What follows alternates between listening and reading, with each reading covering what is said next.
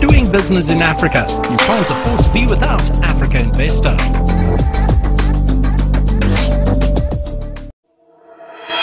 We believe climate change is the greatest investment opportunity of our generation. That's why the African Green Infrastructure Investment Bank, AFGIB, is investing for generational climate returns. Join Africa's Green Investment Bank and its partners for action on the just transition and emissions reduction targets in Sharm el-Sheikh, Egypt for an epic 2022 African COP27. The African Green Infrastructure Investment Bank, AFGIB, committing capital to a climate-safe future. We will now move to Marie Lam-Frendo, who is the CEO of the Global Infrastructure Hub, our partner, for her keynote remarks. Over to you, Marie.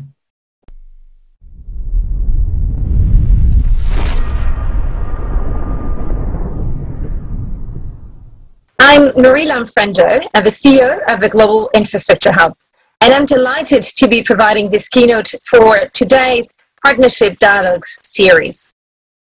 Thank you to the African Green Infrastructure Investment Bank for inviting the Global Infrastructure Hub to collaborate with you on this series, and for inviting me to present one of the keynotes. So before we dive into our topic, I'd like to take a moment to briefly introduce the Global Infrastructure Hub work. The GI Hub is a non-for-profit organization that advances the delivery of sustainable, resilient, and inclusive infrastructure. Formed by the G20 in 2014, the GI Hub actually works collaboratively with the public and the private sector to produce data, insights, knowledge tools, and programs that equally inform policy and delivery, helping decision makers and practitioners create positive impacts through infrastructure. According to the GI Hub's Infra Outlook report, that the world will need $94 trillion to fund its infrastructure needs out to 2030, a gap that governments are unlikely to fill on their own. And this is where enabling institutional investor or patient capital comes in. Institutional investment is very well adapted and adjusted to infrastructure asset time span in terms of development and time for return on investment. In addition, the risk-return profile for institutional investors and the asset profile for infrastructure is well aligned. Although the involvement of institutional investment is key to bridging the global infrastructure gap, it is far too low and hasn't increased in the way that it was expected and needed to over the last 10 years. 10 years ago, the institutional investors' allocation to infrastructure was at 6%, with the expectations and needs for this to grow to 12% within a decade. Instead, it sits today at just below 7%. So why is this the case? Well, there are still some impediments from regulatory but also procurement frameworks to allow them to come at scale. The need to enable institutional investors' partnerships is actually aligned with the G20 infrastructure roadmap as an asset class, especially with the fiscal constraint and the massive infrastructure stimulus that have been announced by governments in response to COVID-19. These large stimulus packages need to be leveraged by the private sector. The public sector can't do it alone.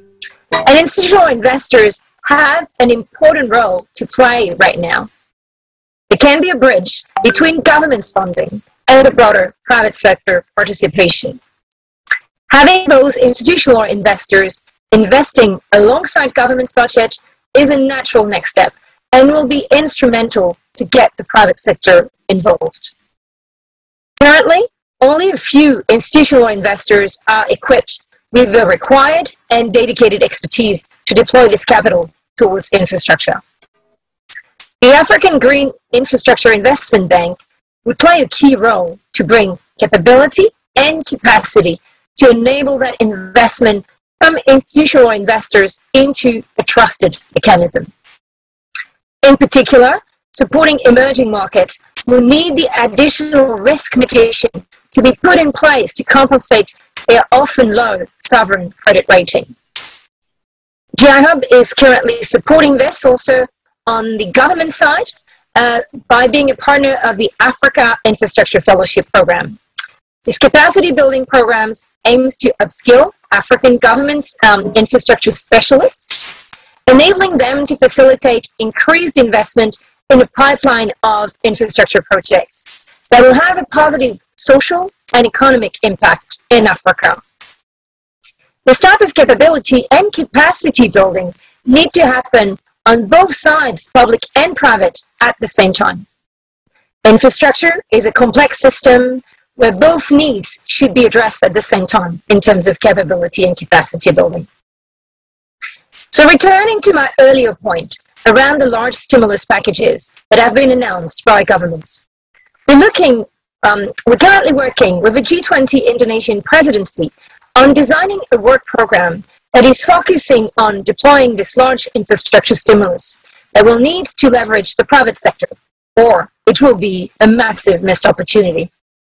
As mentioned before, we need the public and the private sectors to deploy this capital together to address the massive infrastructure financing gap.